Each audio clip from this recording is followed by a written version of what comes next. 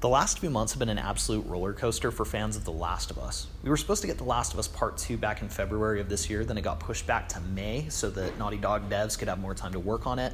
Then it got delayed indefinitely due to the COVID-19 virus, and now they are kind of being forced to push it out as quickly as possible, so we will be getting the game mid-June. And the reason for that is that there was a very disgruntled Naughty Dog employee, it sounds like, who wasn't receiving payments, and I think being angry about that is totally understandable and justified, but his reaction, I think, is less justifiable and understandable.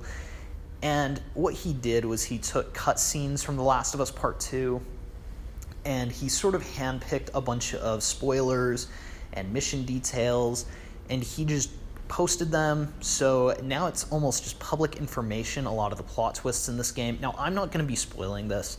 I'm not going to be relaying the leaks. If you want to see them, they're pretty easy to find. They're very accessible.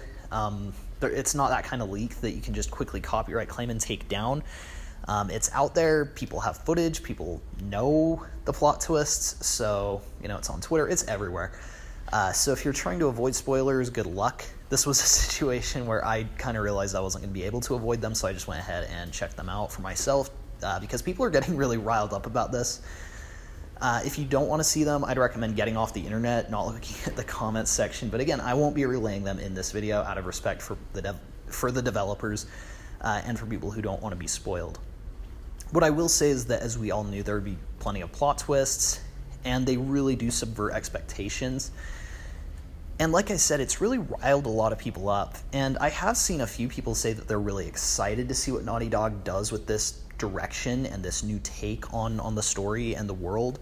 And I think it's interesting. With that said, I'm not necessarily crazy about the leaks and rumors, but I don't think that it's fair to judge an entire game based on a few clips and details leaked by someone who is really angry with the studio and now really, wants them to suffer. And that's what we have to remember, is that this wasn't leaked by a developer who was so excited for this game that he couldn't wait for people to see it. He was angry at Naughty Dog, and so he leaked a bunch of clips and footage, and the only reason he would want to do that is to get the fans angry with them as well. So I personally think that a lot of these leaks and plot twists that were chosen were done so because this developer knew that they would rile up the fan base and it would get people really angry. And you have to remember, a plot twist doesn't just work on its own. It requires build-up, it requires planting, and then you can get the payoff. And an analogy that I put on Twitter this morning was, imagine if in Arkham City the ending had been spoiled ahead of time. It's like Joker is actually Clayface and Joker dies. Now, we don't have the context of any of that.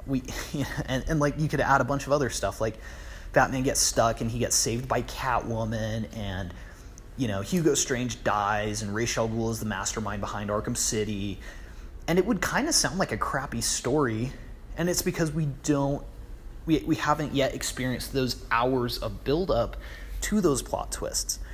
And for The Last of Us Part 2, I feel like it's going to be a very similar situation. We have to remember, this is going to be a 15, 20-hour story. I don't know if they've said how long it's going to be. But to get 20 minutes of footage and I just don't think it's a fair representation of the game. And Naughty Dog even released a statement, saying, don't worry about what you see and hear because it's going to be worth it.